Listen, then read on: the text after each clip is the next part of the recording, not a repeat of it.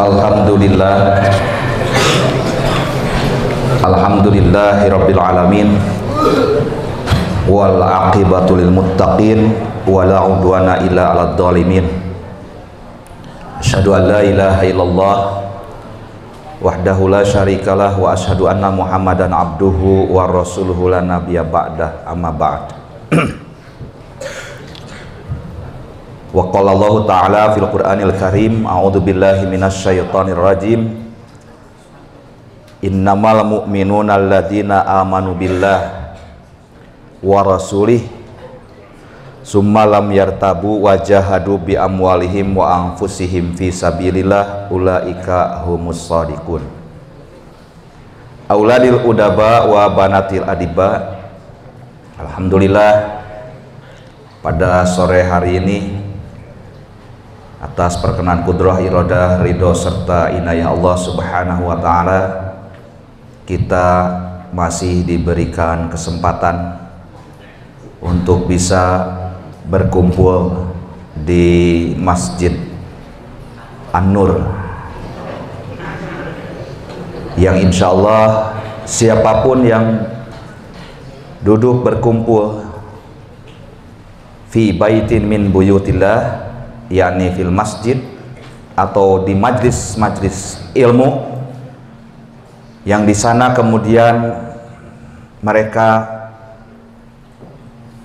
mempelajari Al-Quran, mengkaji Al-Quran, mencoba memahami Al-Quran untuk selanjutnya mengamalkan Al-Quran, maka selama itu ia akan mendapatkan naungan rahmat dari Allah Subhanahu wa ta'ala. Dan selama itu pula mereka yang tinggal di masjid untuk mengkaji, mempelajari Al-Quran tadi dan selanjutnya mengamalkan Al-Quran, didoakan oleh para malaikat. Jadi banyak sekali keberkahan yang bisa kita dapatkan dalam suasana majlis-majlis ilmu, bukan hanya sekedar menjadi rutinitas apalagi seremonial, namun lebih dari itu banyak hikmah yang bisa kita ambil, banyak hikmah yang bisa kita dapat. Syukur-syukur mudah-mudahan mendapatkan ilmu yang baru sehingga kita mendapatkan pencerahan diri. Minimal kajian-kajian ilmu tersebut menjadi tadhkirah, penyadaran diri. Sebagai manusia biasa tentunya tidak pernah luput dari yang namanya kesalahan. Al-insanu mahalul khotawan nisyan. Manusia itu tempatnya salah dan suka lupa. Nah, itu berkah, lupa juga berkah. Kalau tidak pernah lupa, bayangkan kalau itu sesuatu yang pengalaman yang buruk, maka akan menjadi trauma. Jadi Allah anugerahkan rasa lupa. Bahkan memang potensi yang ada dalam diri kita juga bukan sekedar cenderung melakukan kebaikan, ada juga kecenderungan untuk melakukan perbuatan yang salah. Fa'alhamaha fujuroha wa taqwaha. Allah telah menganugerahkan kepada jiwa kita ini potensi melakukan perbuatan yang buruk. Makanya banyak orang yang berbuat buruk, berbuat salah, berbuat dosa. Kenapa? Ada dorongan dalam diri untuk melakukan itu. Wa taqwaha, tapi juga Allah menganugerahkan kecenderungan diri, potensi diri, fitrah kita untuk melakukan kebaikan. Maka di sini ada balance, tawazun, ada keseimbangan, sehingga manusia bisa melejitkan. Siapa yang melejitkan potensi kebaikannya, qad aflaha man zakkaha. Maka sungguh beruntung siapapun orang yang mensucikan jiwanya, lebih memilih jalan hidup menuju jalan kebaikan.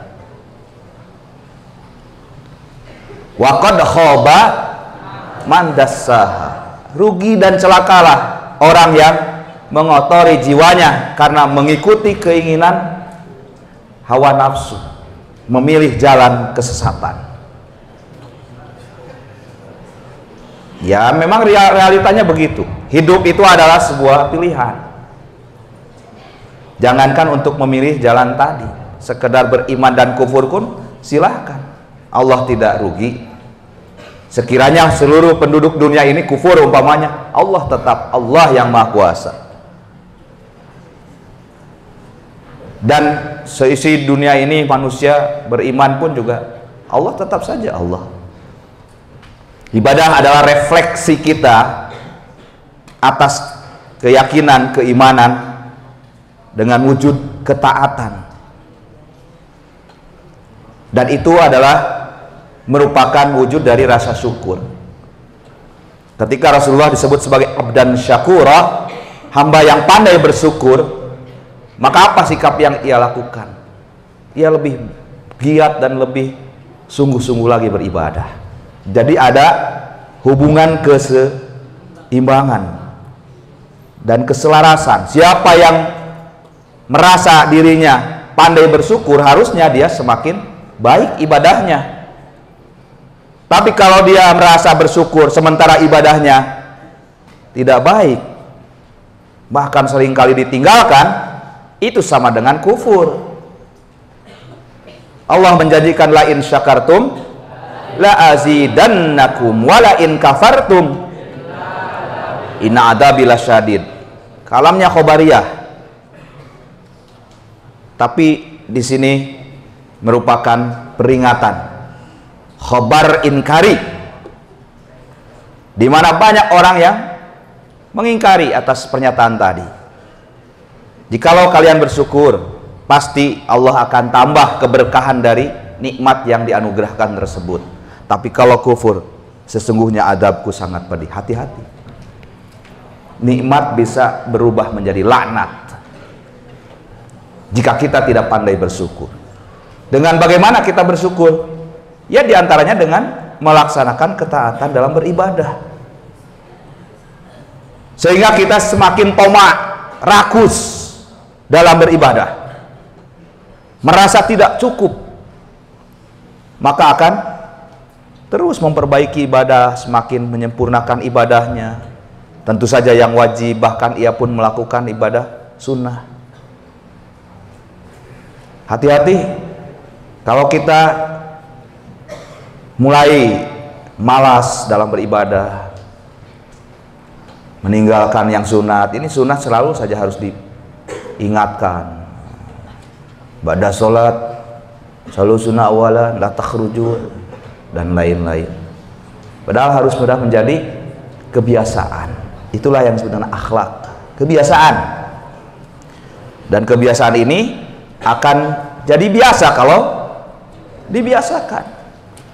Kalau kita sudah terbiasa selesai sholat fardu, ya, kemudian wirid, zikir, berdoa, kemudian sholat sunnah, kecuali di sholat asar dan sholat subuh, ba'diyah, qabla subuh pun sudah menjadi kebiasaan. Bahkan sholat sunat yang lain yang demikian. Maka ketika kita ketinggalan saja, itu merasa gelisah, seperti ada sesuatu yang kurang, dan kita merasa rugi.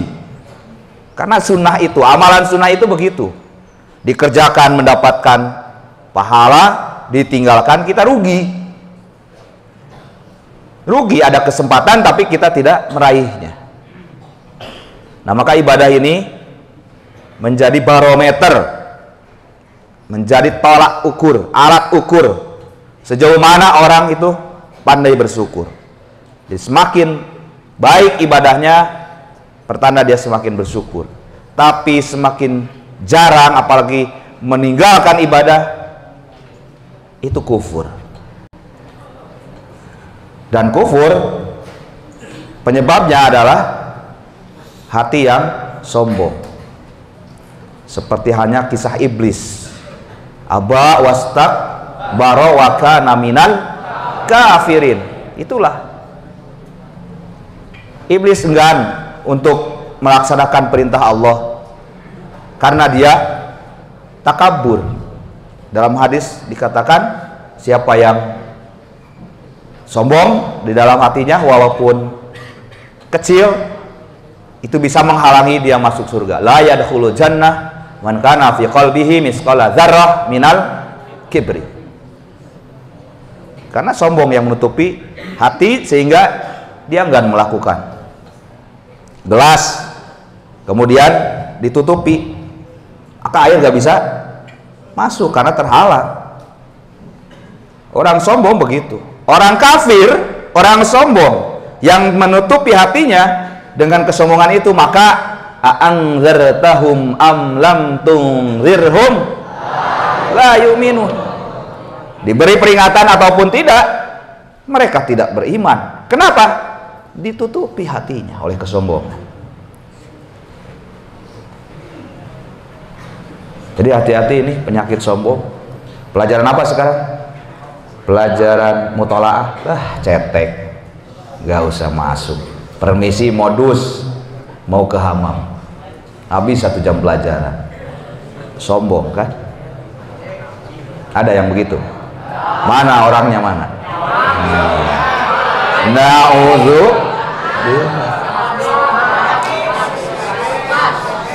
Itu ya.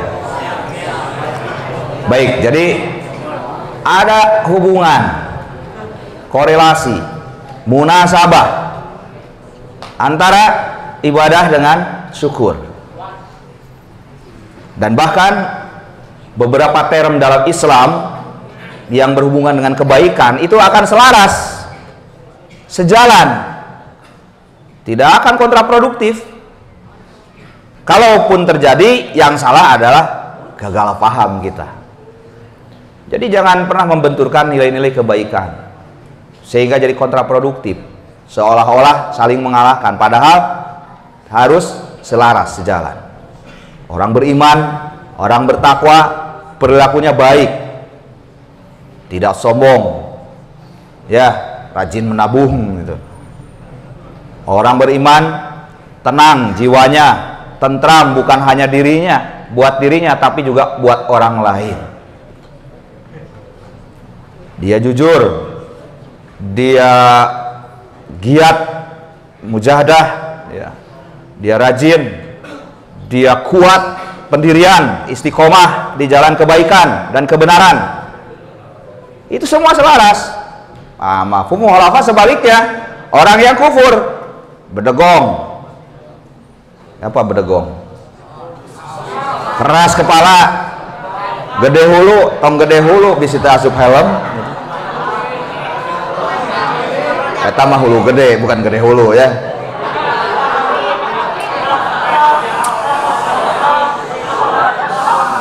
Itu hal-hal yang buruk ya, sama sejalan, selaras. Keburukan ya dengan keburukan lagi, kebaikan dengan kebaikan lagi. Ini jalan keselamatan, ini jalan kebenaran, dan ini jalan kesesatan. Semua berkumpul dengan nilai-nilai keburukannya juga. Nah, maka tentu kita berharap ya, dalam setiap sholat kita berdoa kan, namanya juga sholat. As-sholat lughatan ad-du'a. Sholat secara bahasa adalah doa. Ketika sholat kita terus melantunkan doa-doa itu, munajat kepada Allah, membaca Al-Fatihah aja di dalamnya ada doa kan, ihdinas siratal mustaqim. Ya Allah, berikanlah aku senantiasa istiqomah, teguh pendirian, berada di jalan hidayahmu yang lurus, jalan yang lurus, jalan petunjuk yang lurus. Meminta kepada Allah agar diberikan keistiqomahan.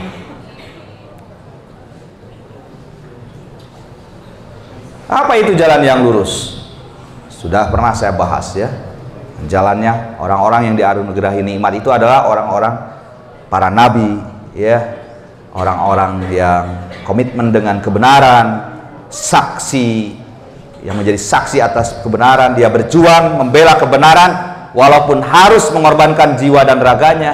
Syahid, mati dalam keadaan syahid sebagai yang memberikan kesaksian. Dan ini bukan berlaku untuk yang perang saja, perang dalam artian angkat senjata. Ini anda sekalian, kalian sebagai santri, pelajar, ini juga bagian dari jihad kita, perjuangan yang apabila meninggal di saat berjuang dalam thalabul ilmi sama syahid. Yakinlah syahid. Hanya bedanya dengan yang perang tadi, kalau yang perang tadi sudah tidak perlu dimandikan, bahkan pakaiannya pun juga dipakai, gak usah diganti. Ya kalau kita, apalagi anda nih yang sedang mencari ilmu kemudian meninggal, ya diurus biasa, ya diurus biasa, dipulasara sebagaimana orang-orang yang meninggal biasa. Tapi derajatnya di hadapan Allah itu sama dengan yang syahid. Ya, mau apa? Mau mati syahid?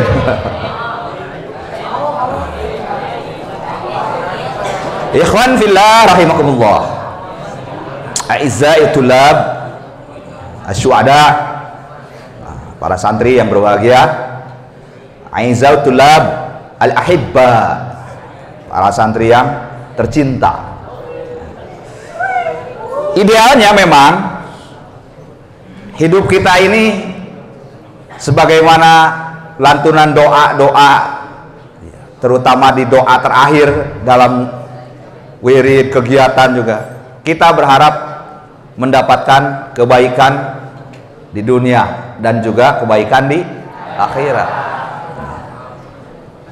Surah apa itu? Al-Baqarah ayat 201 ya. Wa minhum mayaqulu Rabbana atina fid dunya hasanah wa fil akhirati hasanah wa qina adzaban. Dan di antara mereka, yang di antaranya kita, ada yang berdoa, ya Allah, datangkanlah kepada kami di dunia kebaikan, keberkahan, kenikmatan, dan juga demikian pula di akhirat, datangkanlah kepada kami kebaikan, keberkahan, kenikmatan. Wa qina azab, jaga dan lindungilah kami dari api neraka. Nah, untuk menggapai itu tentunya harus ada usaha, ikhtiar. Ya, karena tadi Allah memberikan jalan dan kita sudah dianugerahi potensi. Yang pertama, kita dibentuk oleh Allah, diciptakan dalam bentuk yang terbaik, fi ahsanit taqwim, dalam rupa yang terbaik. Alhamdulillah, coba mata kita seperti ini, ya, nggak kayak ayam. Coba kalau mata kita kayak ayam di kanan dan di kirinya sebelah sana, bagaimana itu desain kacamata nanti? Kuping kita ini luar biasa, subhanallah, ya, dia nggak keras, tulangnya tulang lunak. Kebayang kalau keras, bagaimana kalau bobo? Ngeganjol kan? Hidung lubangnya 2 ke bawah, coba kalau ke atas, ada hujan repot kan, kekerbekan. Ini ahsan takwim. Biarlah kita nggak punya sayap seperti burung atau nggak punya insang seperti ikan, tapi kita bisa terbang melebihi burung dan kita bisa menyelam melebihi ikan. Dengan potensi apa? Akalnya. Allah menganugerahkan akal, kekuatan pikiran manusia, sehingga peradaban pun dinamis, terus berkembang dan maju. Lihat binatang, dari mulai diciptakan sampai sekarang gitu-gitu aja, nggak ada perubahan, karena dia hanya diberikan naluri insting, sekedar bertahan hidup. Tidak ada yang Kecuali di film kartunnya itu ada ya binatang-binatang yang kemudian membangun gedung segala macam, nggak ada. Itu potensi. Ya Allah telah memberikan itu semua. Nah, maka manusia akan menjadi khalifah. Nah, karena itu yang Allah jadikan. Ini ja'ilun fil ardi khalifah. Dengan potensi akalnya itu manusia akan membuat sebuah planning kehidupan, rencana kehidupan yang dia tuangkan dalam sebuah gagasan yang disebut, kalau bahasa saya ini, smart. Di kita ada kan, be smart, jadilah orang smart, cerdas. Smart itu singkatan ya. Yang pertama S, spesifik. Jadi manusia yang sukses, kita tentu tidak bisa meraih semua hal oleh diri kita. Apalagi dalam tataran ilmu. Masuk ke universitas, nggak bisa kita mengikuti seluruh program studi. Akhirnya harus memilih program studi tertentu.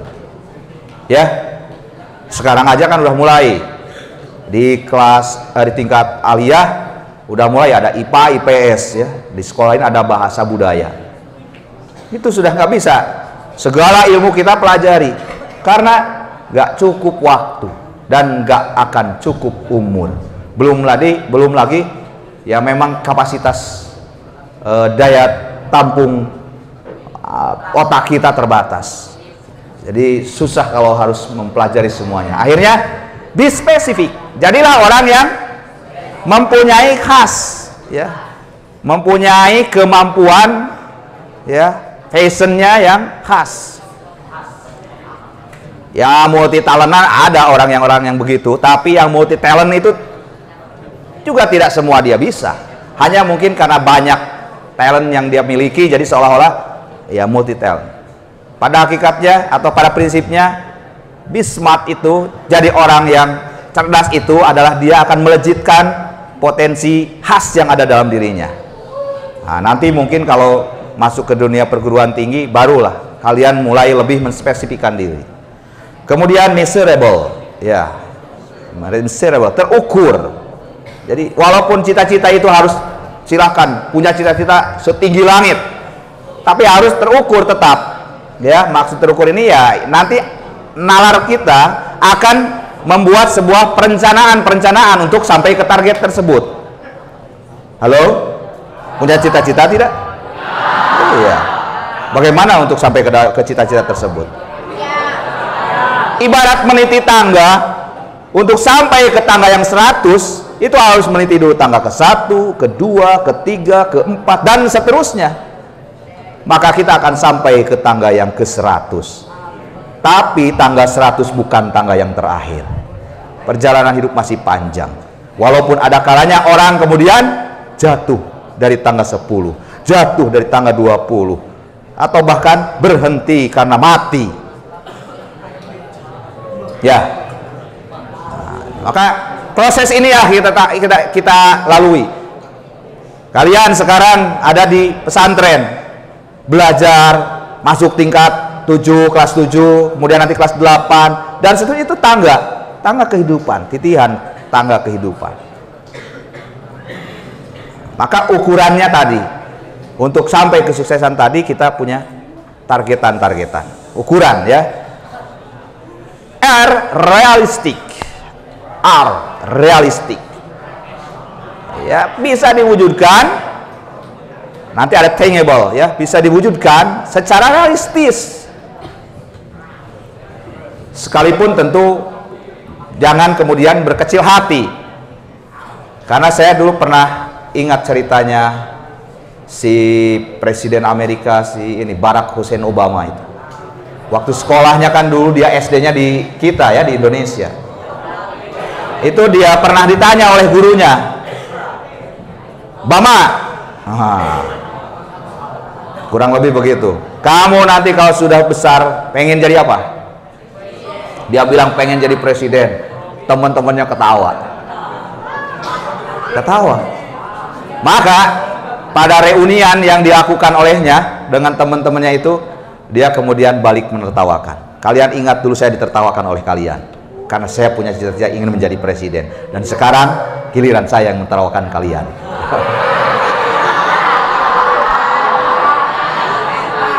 Ya itu. Jadi jangan pernah mencemooh, menghina dan meremehkan orang. Kalian belum selesai nonton Negeri 5 Menara, padahal itu endingnya luar biasa. Dan itu diangkat dari kisah nyata. 5 sekawan ya yang belajar di pondok, sama-sama galau semua, ya mirip-mirip kalian lah, tinggal di asrama nggak ada yang betah. Tapi mereka berkomitmen, kita butuh untuk masa depan, kita butuh ilmu, dan terurailah cita dan mimpi mereka untuk bisa mendatangi Negeri 5 Menara. Itu bagus sekali ya, cuman belum selesai kaliannya nontonnya, gangguan. Itu kisah nyata ya, Anwar Fuadi yang nulis. Saya dulu baca novelnya dan belakangan dibuat dalam film layar lebar. Dan mereka wujudkan, mereka tunjukkan bahwa apa yang dicita-citakan sesuai dengan pelajaran pertama yang mereka dapati, yaitu waktu datang gurunya membawa sebilah golok dan kayu, padahal goloknya tumpul berkarat, bahkan memotong batang kayu kan. Sampai sana enggak? Masa dia bawa batang kayu kemudian ditebas dengan golok yang tumpul. Dengan susah payah akhirnya batang kayu tersebut pun akhirnya patah. Pelajaran apa yang bisa didapat? Manjada wajada. Halo, kalau kalian sekarang belum apa satu juz acan umpamanya, itu ibarat golok yang tumpul tadi. Golok tumpul mau menebas batang pohon yang keras kuat, tapi golok yang tumpul itu ternyata kalau digunakan terus menerus akhirnya patah juga. Jadi begitu, siapapun kita, dari manapun berasal, kita adalah sama manusia. Allah telah menganugerahkan potensi-potensi tadi, maka kalian bisa, bahkan kalian pasti bisa. Camkan dalam pikiran, camkan dalam ingatan. Ceramah saya ini, ingat-ingat, saya bukan hanya sekedar memotivasi, tapi ingin mematrikkan nilai-nilai ini, karena mindset, cara pikir itu sangat menentukan. Dulu di antara kata inspirasi, kata inspiratif dari guru saya, kalau kita mau berbuat sesuatu, ingatkan diri, kelak kalau dianugerahi punya anak, kira-kira mau nggak anak kita seperti kelakuan kita? Kenapa bilang enggak? Berarti, nah gitu kan? Maka kita harus hati-hati. Dari sana mulai sadar, mau melakukan ini salah nih, begitu. Ya. Coba tanamkan cita-cita yang mulia dalam diri kita. Berkomitmen untuk menggapai cita-cita tersebut dengan kesungguhan, ya, dengan sungguh-sungguh, yakin usaha pasti sampai. Paham tuh? Oke. Nah, selanjutnya, maka untuk membangun karakter muslim yang baik tadi, atau bahkan yang ideal, yang pertama adalah berakidah lurus. Akidah ibarat pondasi dari sebuah bangunan. Bangunan-bangunan megah, apalagi yang menjulang tinggi, itu pondasinya harus sangat kuat. Kalau tidak, roboh, runtuh. Banyak orang-orang di dunia ini yang pintar-pintar. Sekarang kan luar biasa, perguruan tinggi swasta juga maju-maju, tiap tahun ribuan, bahkan mungkin jutaan sarjana diwisuda. Ya, beberapa waktu yang lalu juga kami mewisuda sarjana, ada 37 orang, tidak banyak, tapi itu dari satu perguruan tinggi kecil. Perguruan tinggi besar sekali wisuda lebih dari 1000 orang, 1000, 2000, puluhan ribu. sarjana, S1, magister, S2, doktor, S3, ribuan terus diproduksi. Pintar-pintar orang. Tapi kalau akidahnya jelek, akidahnya rapuh, bangunan ini gak akan bertahan. Maka dia jadi koruptor, maka dia menjadi pejabat yang rusak, maka dia menjadi orang yang jahat. Jadi ilmu nurun wa jahlu darun, ilmu itu cahaya, bodoh itu bahaya. Ternyata lebih berbahaya lagi orang-orang yang pintar. Karena apa? Karena yang pintar bisa merusak, jahat lebih dari orang-orang yang bodoh. Kan kalau orang bodoh kayak di sini umpamanya sandal masjid dia colong, kan bodoh. Cuman bisa nyolong sandal. Kalau orang pintar yang dicolong bukan sandal, pabrik sandal yang dicolong. Di sini koruptor-koruptor cilik paling darmaji, dar 5 ngaku hiji, atau modus minta ke si bibi berdua bi, padahal buat sendirian. Yang dikorup nasi lauk pauk. Kelak kalau bejat akidahnya, yang dimakan bukan nasi, aspal, pasir, batu, gunung, laut bahkan dia makan.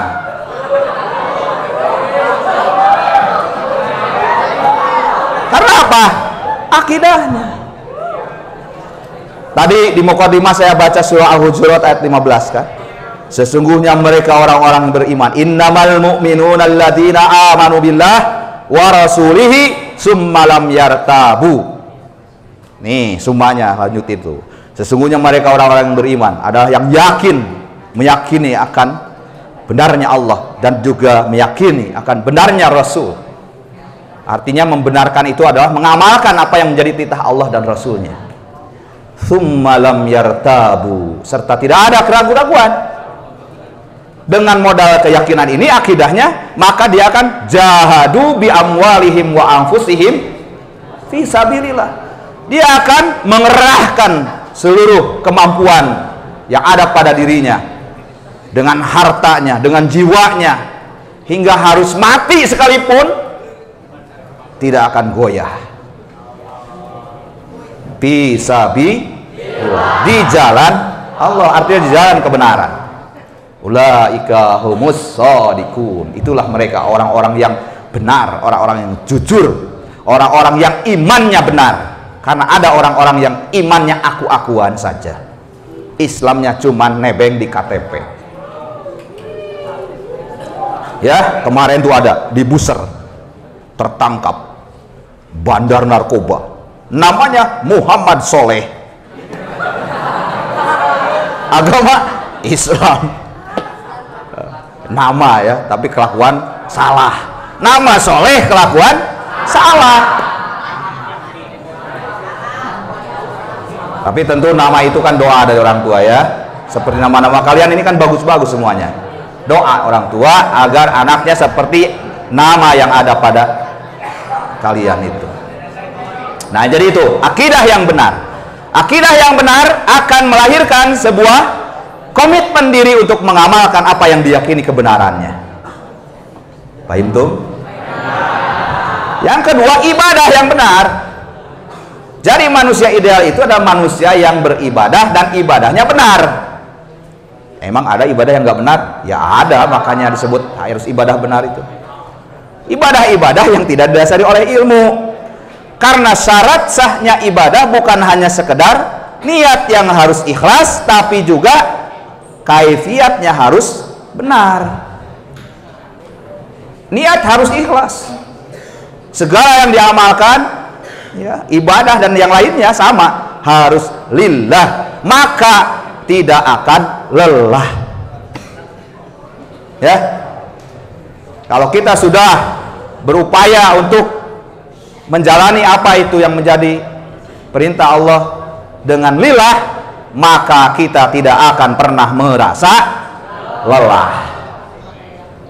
Kenapa sering mengeluh? Lelah, capek, terus modus akhirnya pura-pura sakit, karena mungkin belum bisa mengikhlaskan diri untuk mengamalkan itu semua.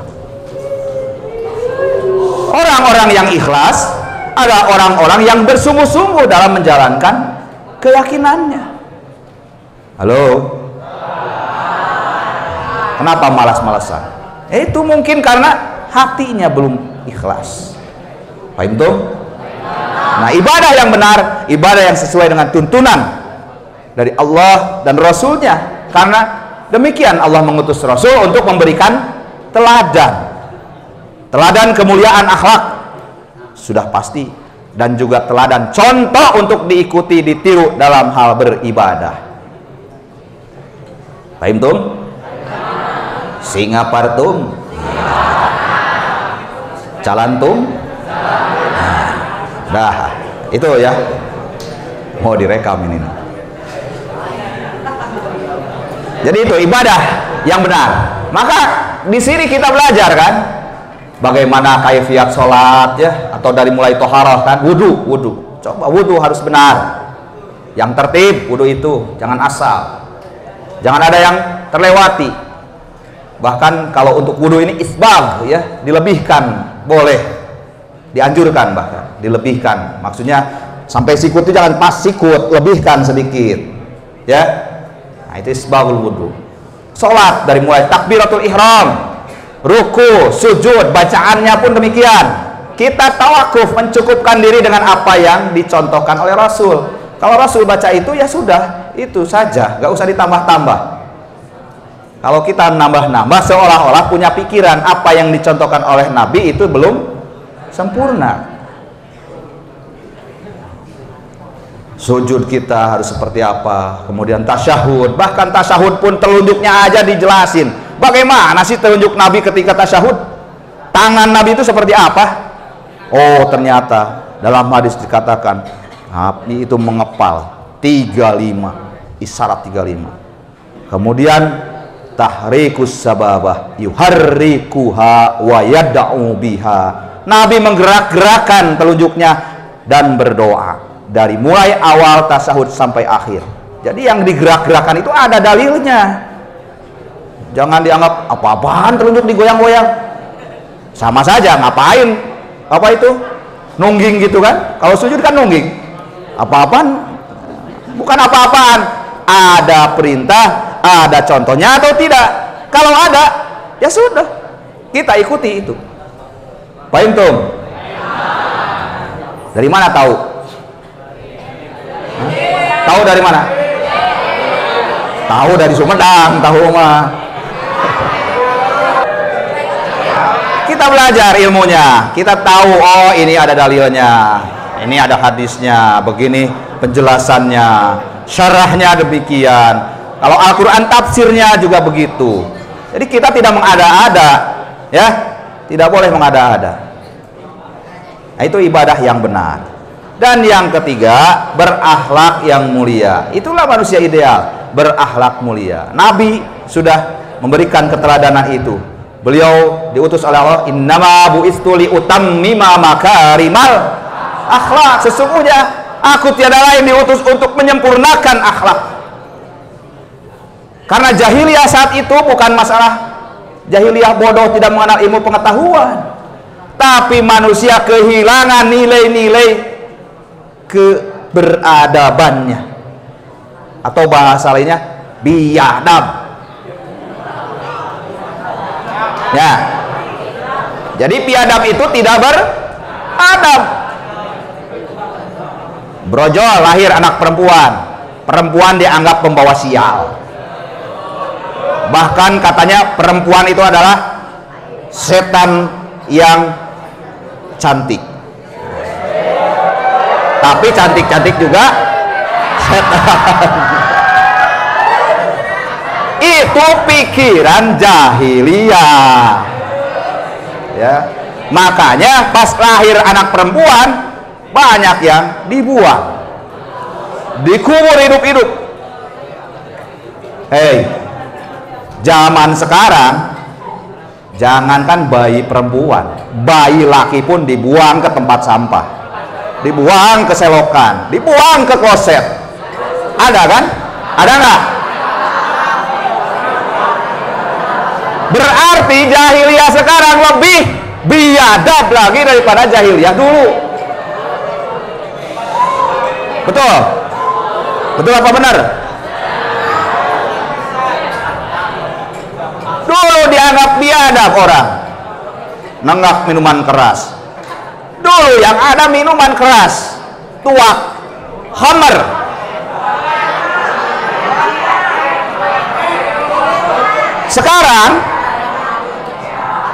Sekarang mana itu khamr? Khamr macam-macam. Ada putau, ada ganja, ada apa lagi?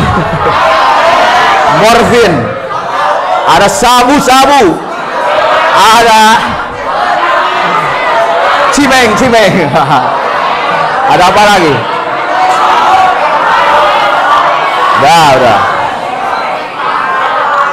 Minuman keras, ada whisky, brandy, vodka, rum, macam-macam itu.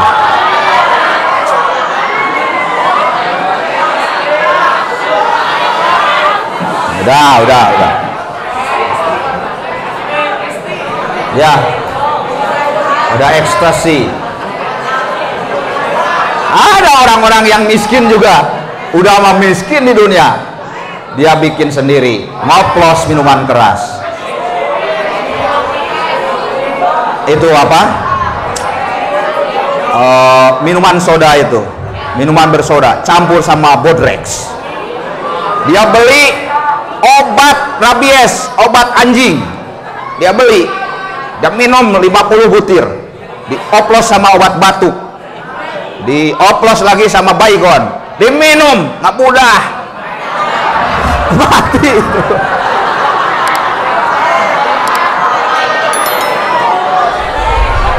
Ada itu kalau di kampung-kampung itu ada namanya kucubung, ya kucubung. Dimakan juga itu buah kucubung. Awas tuh, beneran kucubung itu kalau mabuknya berlebihan dia bisa jadi gila, kena saraf. Nah, jadi jahiliyah sekarang lebih parah lagi. Jahiliyah bukan zaman Nabi atau sebelum Nabi Muhammad. Jahiliyah itu sebuah fase dalam kehidupan yang menunjukkan nilai-nilai norma manusia. Ketika dia kehilangan nilai-nilai keberadaban, maka itu adalah jahiliyah, perilaku. Maka waspadalah. Teori kejahatan mengatakan bahwa kejahatan bisa terjadi bukan karena ada niat si pelaku, tapi karena ada kesempatan. Waspadalah. Maka kita minimalisir nih kesempatan-kesempatan itu. Malam minggu anak-anak remaja di Tasikmalaya nih, kota Tasik, kota santri katanya. Tapi kalau malam minggu atau sore hari bahkan sepanjang jalan alun-alun sana menjejer itu motor-motor punya orang tuanya.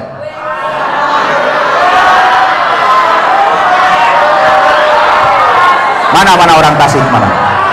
Nah, ikutan. Udah. Azan maghrib, Allahu Akbar. Oh, dikira mau ke masjid, malah konvoy. Saya tanya, mana orang Tasik mana?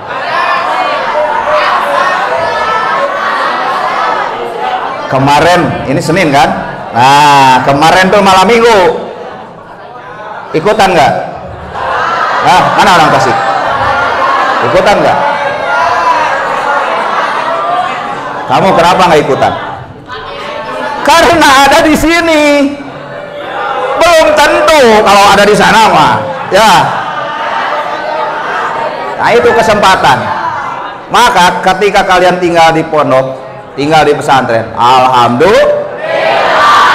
Jadi bukan kalian tidak mau, mungkin mau, ingin, tapi karena tidak ada kesempatan, jadi tidak jadi.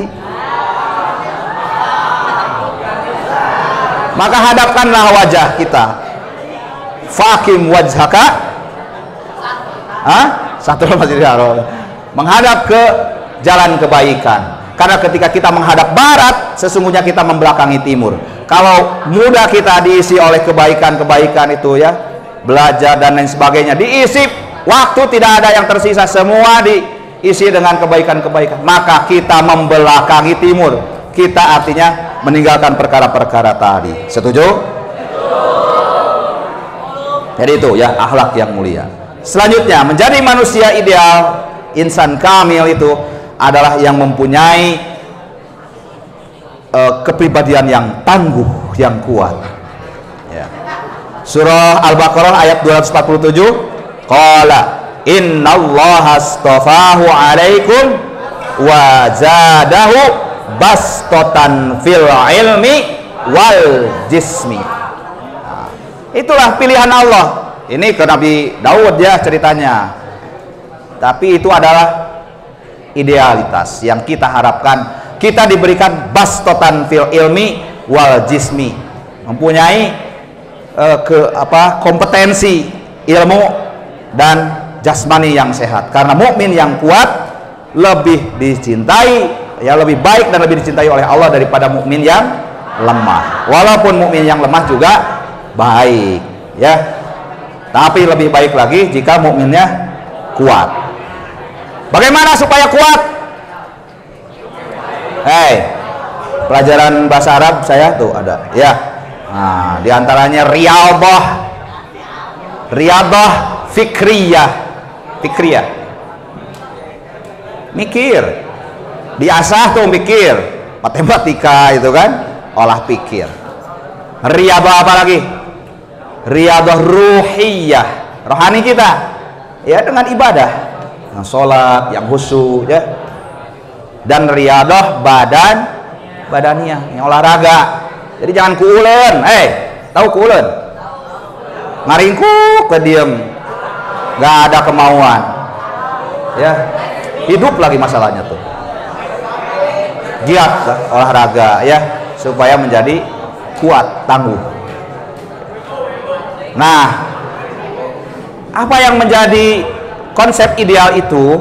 Sesungguhnya secara kelembagaan ya, kami di Jamiah Persatuan Islam itu kemudian membuat sebuah kurikulum pendidikan dari mulai jenjang Raudatul Atfal, Ibtidaiyah atau Diniyah Ula, kemudian Sanawiyah, Mu'alimin, bahkan sampai ke perguruan tinggi.